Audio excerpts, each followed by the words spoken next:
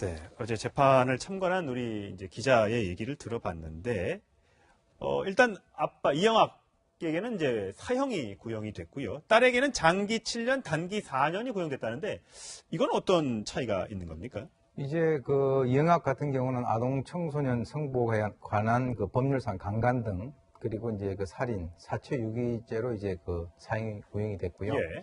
지금 이제 미성년자인 딸에게는 방금 말씀하셨던 장기 7년, 단기 4년을 그 구형을 그럼 했습니다. 합해서 11년이라는 얘기죠? 아, 그런 뜻이 아니고, 예. 이건 이제 소년법에 의하면 이 그 미성년자는 장기하고 단기로 나눈 거죠. 예. 네. 그래서 이제 장기는 예를 들어서 어떤 반성의 기미가 없다라고 한다면 끝까지 가는 것이고, 그리고 이제 단기 4년이라고 하는 것은 그 이후부터는 이 소년의, 즉 그 해당되는 그 이영학의 딸의 여러 가지 어떤 그 행동 변화가 반성이라든가 이런 것이 있다라고 한다면 그때부터는 이제 석방이 될 수도 있는 그 가능성이 있다라고 하는 그런 것을 의미를 하는 것이죠. 그렇군요. 네.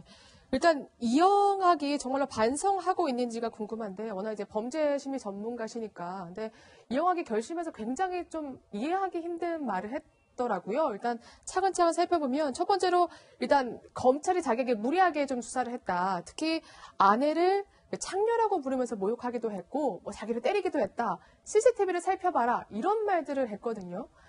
이게 과연 통한다고 생각해서 이런 말을 하는 건지 좀 이해하기가 굉장히 힘들었습니다. 우리가 이제 우선 그 이영학의 행동을 이해하기에 앞서서 네. 이 사람은 경찰청에서 행한 그 사이코패스 검사에서 40점 만점에서 25점으로서 일단 사이코패스 범죄에 들어가 있는 예. 사람이에요. 그래서 이제 사이코패스라고 하는 것은 그 양심으로 가는 선이 끊어져 있거나 아주 미약하다라고 우리가 생각을 하면 이제 이해가 쉬우실 텐데요. 예. 즉 다시 말해서 다른 사람에 대한 어떤 공감 능력이라든가 이런 것이 굉장히 떨어지고요.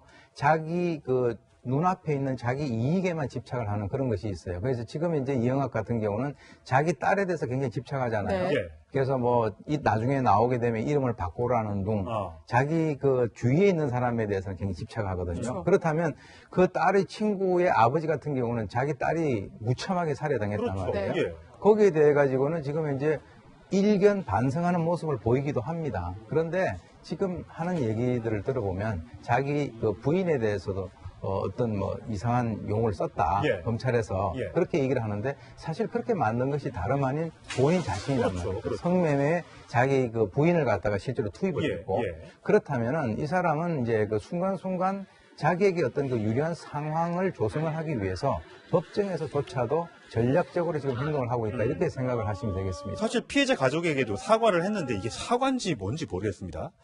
그래픽으로 준비해드렸는데 김땡땡 학생 아버지 따뜻한 밥 한 끼 드세요. 밥이 목에 넘어가겠습니까, 아버지가?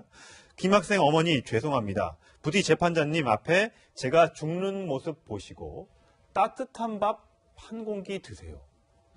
저런 거 보면 정말 정신을 이해할 수는 없습니다만 네. 좀 희한합니다.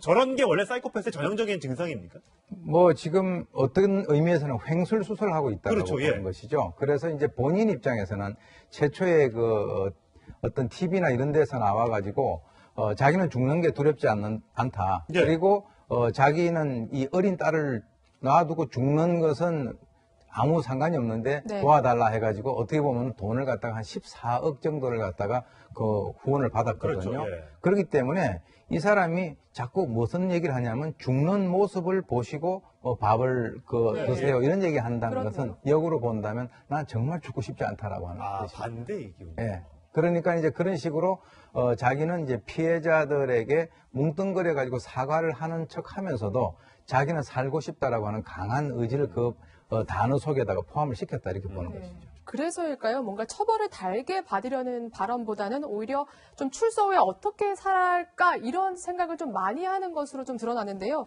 어제 또 무슨 얘기를 했냐면 그 반성문과 그리고 딸에게 보내는 편지에서 이제 저희 취재 기자가 취재한 내용입니다. 그러면 어떤 얘기를 하냐면 출소 후에 푸드트럭을 운영하자. 그리고 딸에게는 할머니가 이름 바꿔줄 거니까 그 바뀐 이름으로 살면 된다. 이런 말을 하기도 하고요.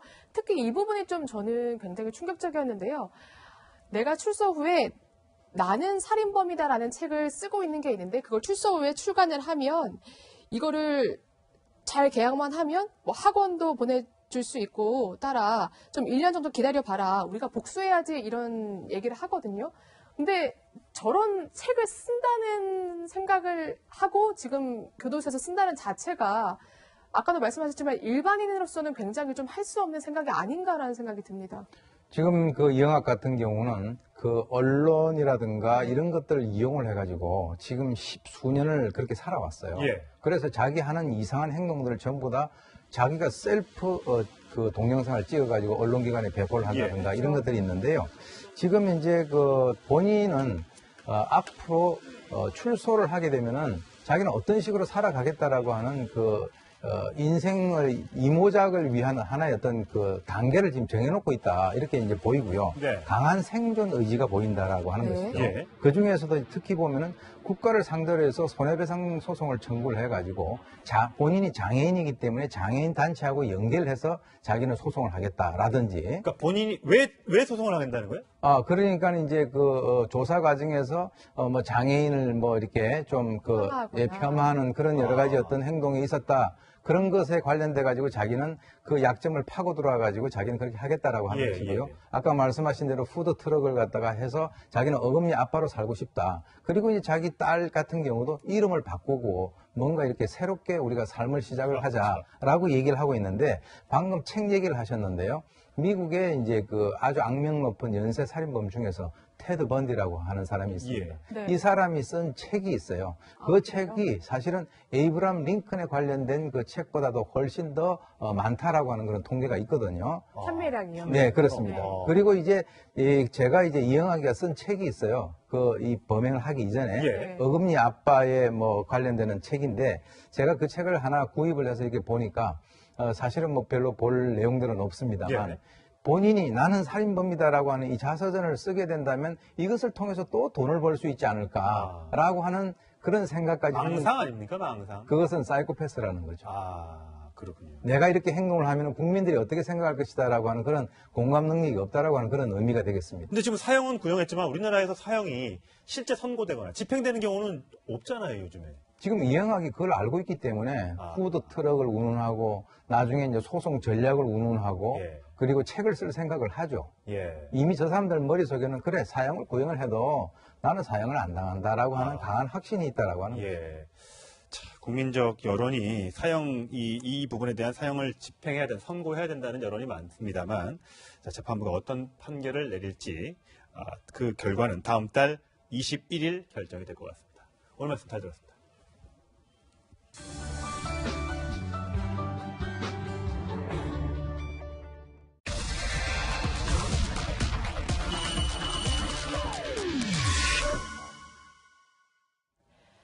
우리나라에서 하루 평균 70여 명이 심정지로 생사를 오갑니다. 그야말로 남의 일이 아니죠. 이 골든타임 4분만 잘 넘겨도 생존율을 최대 3배까지 높일 수 있다는데요. 그 대응법 오늘 조현선 기자에게 배워보겠습니다. 안녕하세요. 안녕하세요. 네, 일단 심정지 나면 잘 대응하라고는 하는데 그 중요성은 잘 알겠는데 첫 번째 사실 심정지가 어떻게 오는지 잘 모르겠거든요. 네.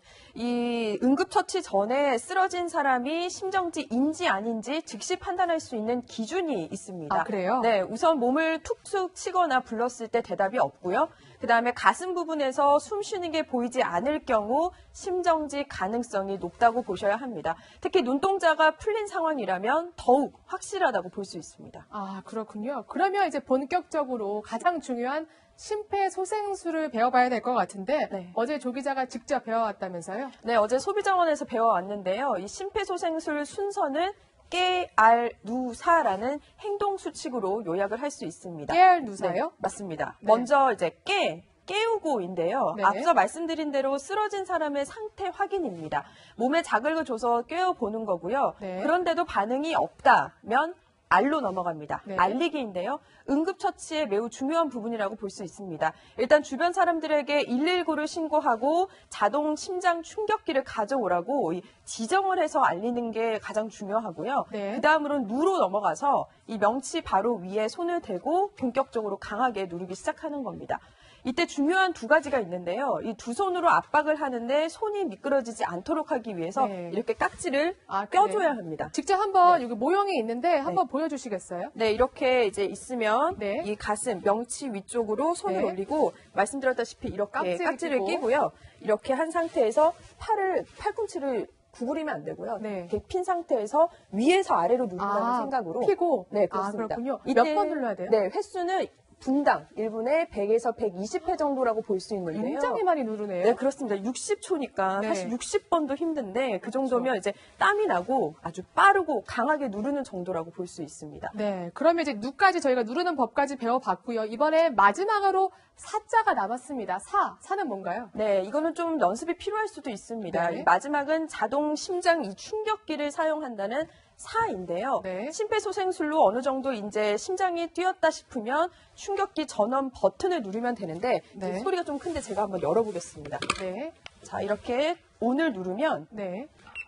성인 모드 네, 패드를 이렇게 AD에 연결하십시오. 네, 이런 식으로 안내 멘트가 나오거든요. 패드를 네. AD에 연결. 그러고 나면은 이 안에 이런 패드가 들어있습니다. 네. 전기 충격을 주는 건데 이 심장을 패드를, 중심으로, 네, 심장 중심으로. 가슴을 중심으로 왼쪽 네. 어깨, 네. 가슴 위고요. 왼쪽 어깨. 그다음에 오른쪽 이 옆구리 쪽에 붙여주는 겁니다. 왼쪽 어깨와 오른쪽 옆구리 잘 기억하셔야겠습니다. 네. 그다음에 이후에 어떻게 하죠? 이 기계에서 충격기에서 충전 뒤 시행 멘트가 나오면 아까와 마찬가지로 깍지를 키시고 다시 한번 압박을 심폐소생술을 하는군요. 네, 맞습니다. 그럼 정말로 이런 응급처치를 하면 정말로 그 생사를 바꿀 수 있을 정도인 거죠? 네, 그렇습니다. 이 심폐소생술과 자동 이 심장 충격기로 생존율을 3배가량이나 높일 수 있다는 게 소비자원 설명이었는데요. 실제로 작년에 청주에 있었던 일이 있었습니다. 영상을 좀 보실까요? 자, 우체국 현금 자동 인출기에서 돈을 탔던 한 남성, 머리를 부딪히면서 쓰러집니다. 네. 이때 우체국 직원들과 시민들이 불이 나게 달려와서 심폐소생술을 한 덕분에 이 그러네요. 남성은 네, 생명을 구했는데요. 이 당시 있었던 직원 얘기를 직접 들어보겠습니다. 매년 한 차례 이상은 저희가 교육을 받고 있어요. 실습 교육을 통해서 받았던 교육이 기억에 많이 남았고 도움이 됐어요. 네, 아무래도 교육을 받았다 보니까 이 직원이 굉장히 대처를 잘했는데, 근데 저는 이제 잘 배웠지만 한 가지 조금 무서운 게 아무래도 제가 전문가가 아니잖아요. 그래서 물론 선의로 제가 조금 심폐소생술이나 이런 제자동기를 사용했다고 하지만 혹시라도 정말 만약에 환자가 잘못되면 제가 오히려 되려 처벌을 받거나 좀 그 원망을 다 들을 것 같아서 그게 좀 걱정이 되거든요. 네, 저도 배우면서 좀 그런 생각을 하기는 했거든요. 그런데 그 부분에 대해서는 걱정할 필요가 전혀 없을 것 같습니다.